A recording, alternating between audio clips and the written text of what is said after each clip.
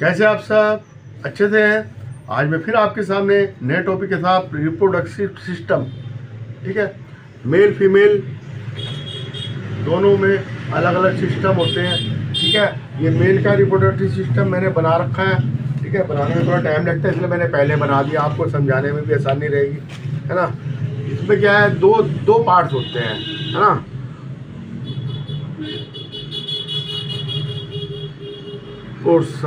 दो पोर्शंस होते हैं। एक प्रोड्यूस जर्म सेल और एक होता है जर्म सेल को प्रोड्यूस करना और डिलीवर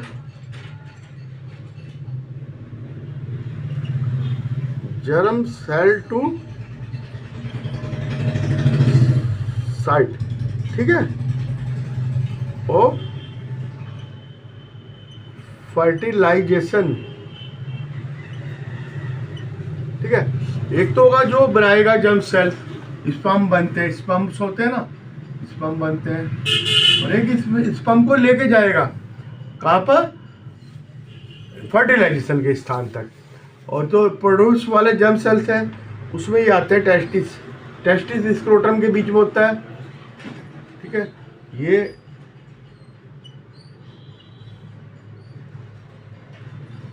स्क्रोटम होता है,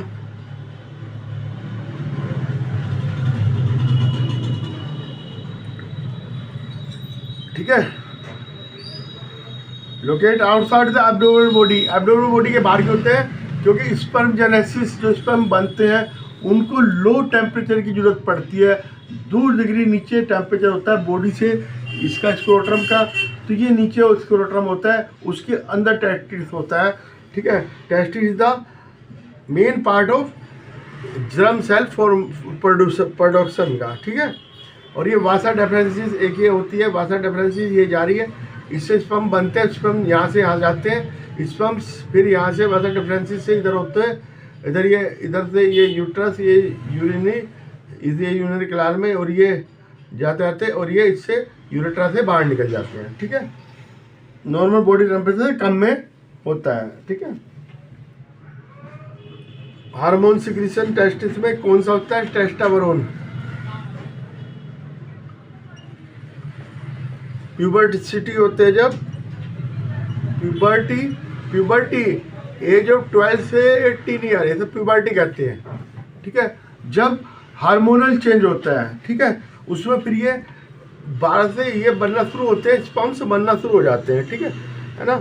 चेंज होता है, टेस्टोस्टेरोन ब्रिंग द अबाउट ये चेंज, जैसे मूछे दाढ़ी आना और ये सब मेल बनने लगता है। पहले तो कोई अंतर नहीं होता इससे पहले, और इसके बाद में अंतर होना शुरू हो जाता है, स्पर्म फॉर्मेशन होना शुरू हो जाते हैं वासा डिफरेंसेस से, है ना। यूरिनरी ब्लैडर, है ना, और देन द यूरेट्रा से बाहर निकल जाते हैं। कॉमन पैसेज है यूरेट्रा, इससे यूरेट्रा से क्या क्या निकलता है, स्पर्म और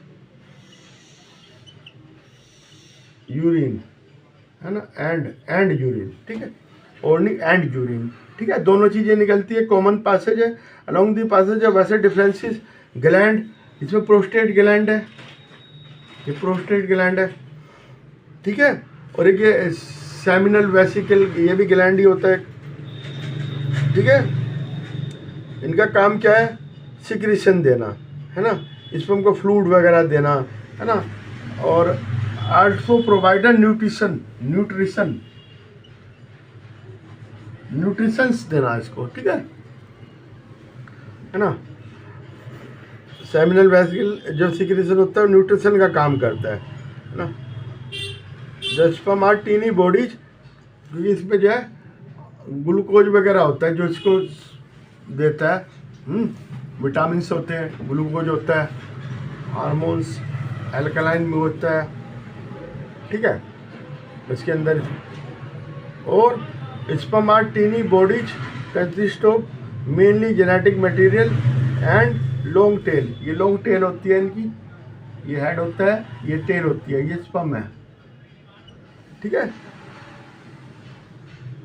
move toward the female germ cell, ये लैसिंग करती है इसकी वो, तो ये होता है। अब आ जाओ फीमेल रिप्रोडक्टिव सिस्टम, इसमें सिर्फ ये है ये ओवरी होती है, ठीक है। और जो ओवरी जो है ये भी हार्मोन सिक्रीज करती है ना।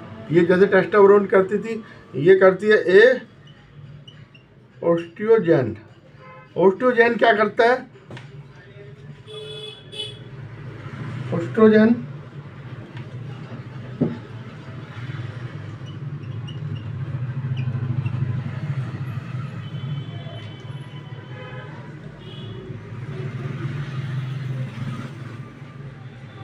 ओस्ट्रोजन का क्या काम है? ये being change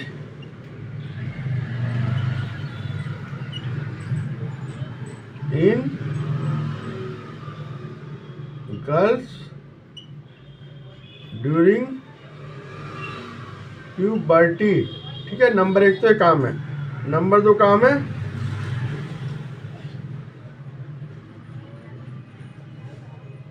release egg to growing zygote, है ना, जिसे फीटस कहते हैं, ठीक है। इसका काम है। प्रोजेस्टेरोन ये प्रेगनेंसी में, प्रोजेस्टेरोन प्रेगनेंसी में बनता है, एस्ट्रोजन पहले बनता है ना, ये ओवरी से बनता है, ठीक है। ये फीमेल हार्मोन ओवरी से बनते हैं। 2 हार्मोन ओस्ट्रोजन और प्रोजेस्टेरोन, ठीक है। मैंने इसके काम भी आपको बता दिए, कैसे कैसे काम करते हैं, ठीक है।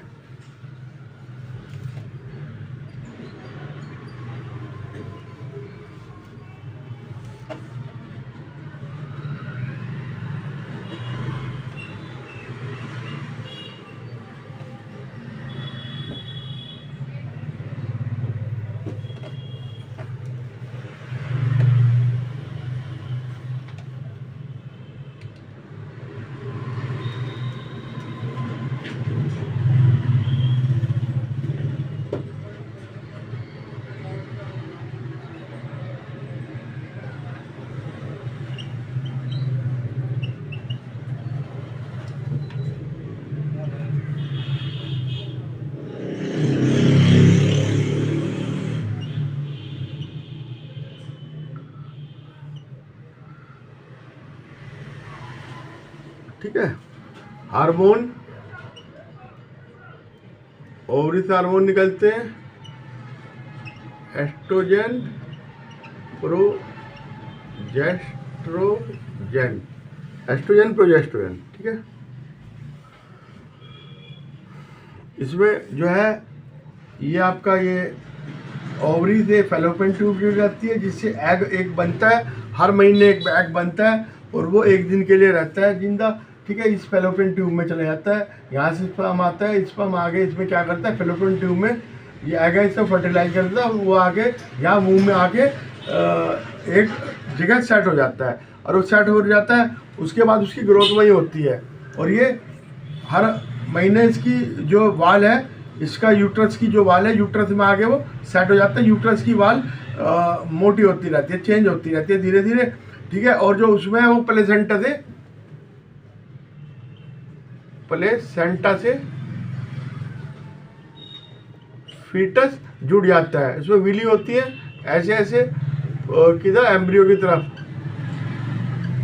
की तरफ, जो क्या है ऑक्सीजन प्लस ग्लूकोज, है ना, इसको ग्रहण करने के लिए सरफेस एरिया बढ़ाती है, इंक्रीज, ठीक है। 9 मंथ तक ये फीटस यूट्रस में रहता है, उसके बाद ग्रोथ होने के बाद फिर प्रेगनेंसी हो जाती है, ठीक है। Fertilize egg of with the sperm occur in fallopian tube में होगा, ठीक है। क्रॉस जो होगा वो फ्लैपोन ट्यूब में होगा, ठीक है। एग, है ना, 1 month produce every month the 1 egg in by the 1 ovary, ठीक है। एक एग बनता है एक ओवरी में, ठीक है, fallopian tube, elastic bag like structure known है यूट्रस। ये फेलोपियन ट्यूब किससे जुड़े रहती है? यूट्रस से। ये बैग लाइक स्ट्रक्चर होता है, ठीक है, एग फर्टिलाइज होता है और क्या बन जाता है? जाइगोट, है ना। एनकाउंटर ऑफ एग, ये कहाँ पे हो? एनकाउंटर इंटरकोर्स वैजाइना में होगा, और स्पर्म्स यहाँ से होते हुए फेलोपियन ट्यूब में जाएंगे, यहाँ पे एनकाउंटर होगा एग का, और sperm plus egg equal to zygote in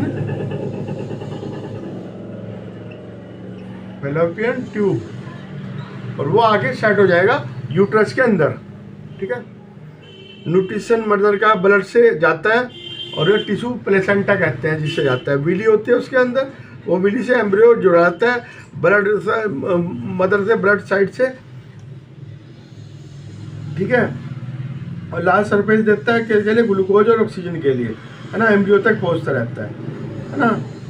development of child inside the mother due to the placenta, ठीक है। अप्रोक्सीमेटली 9 मंथ का टाइम पीरियड होता है, ठीक है। 3 जर्म लेयर होती है काय की? एम्ब्रियो की।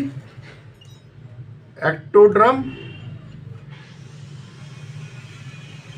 एंडोड्रम और मीजोड्रम, 3 जर्म लेयर होती है एम्ब्रियो की, ठीक है।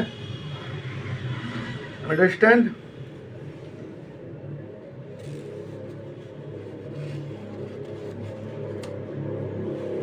और मैम जो है एम्ब्रियो इससे जुड़ा रहता है ना। प्लेसेंटा क्या है?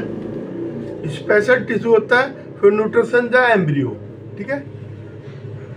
ये प्लेसेंटा किसके लिए बनता है? न्यूट्रिशन ऑफ एम्ब्रियो के लिए, ठीक है। Disc embedded in uterine wall contain villi embryo side the tissue produce, है ना। सरफेस एरिया बढ़ाता है, और waste material remove by the transfer by the blood. और जो वेस्ट मटेरियल भी होता है ना उसका, जो वेस्ट मटेरियल होगा जो फीटस का, वो भी प्लेसेंटा से ही ब्लड से मदर के ब्लड में चला जाता है, और मदर के ब्लड से फिर बाहर निकल जाता है, ठीक है। अब आ जाओ, whatever egg is not fertilise, the egg is not fertilise about live about 1 day, 1 day रहता है ना। 1 डे रहेगा अगर नॉट फर्टिलाइज हुआ, है ना, फर्टिलाइजेशन नहीं हुआ तो 1 डे रहेगा, है ना। और एक ओवरी हर महीने एक एग छोड़ती है ना। ये मैंने आपको बताया था, एक एग छोड़ती है। Uterus also prepare itself every month to receive the fertilisation. Uterus अपने आप को फर्टिलाइजेशन के उसमें बनाती है, its landing thick and spongy हो जाती है ना। यूट्रस लाइनिंग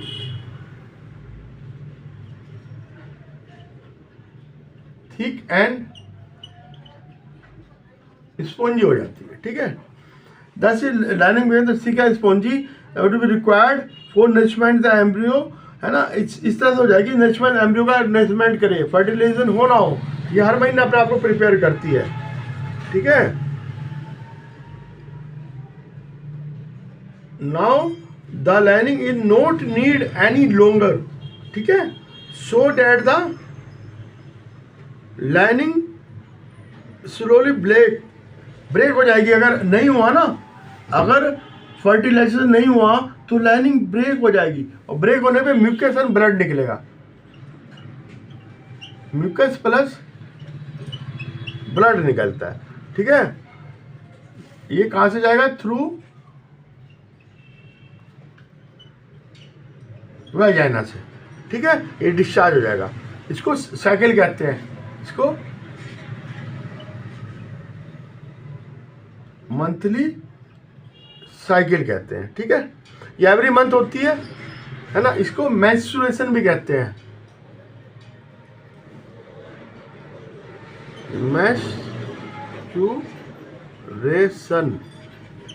मेंस्ट्रुएशन, मेंस्ट्रुएशन भी कहते हैं, ठीक है। Usually last for about 2 to 8 day, इसका पीरियड होता है 2 से 8 डेज तक होते हैं, ठीक है। लाइनिंग रप्चर क्यों होती है? लाइनिंग रप्चर इसलिए होती है कि ये एग आएगा, वो अपनी जगह नहीं सेट हो पाएगा, नहीं सेट होगा तो डेड हो जाएगा, डेड होगा ये जो है लाइनिंग रप्चर हो जाएगी, स्पॉन्जी लाइनिंग वगैरह म्यूकस और ब्लड निकलेगा इसमें से और वो रिमूव हो जाएगा, ठीक है। आज के लिए इतना ही। जैसे आपको ये लगा मेरे को बताना, ठीक है। और मेरे साथ चैनल पे इस तरह बने रहना। मेरे चैनल को आपने सब्सक्राइब, लाइक और बहुत अच्छे से पढ़ना है। और पढ़ाई एक जीवन है। अगर आप 4-5 साल पढ़ लिए, सिर्फ 5 साल दे दो, है ना, 5 साल दो और अगले 50 साल आप मौज करो, या फिर 5 साल मौज कर लो, अगले 50 साल फिर काम कर लो। और क्या, यही लाइफ का फंडा है।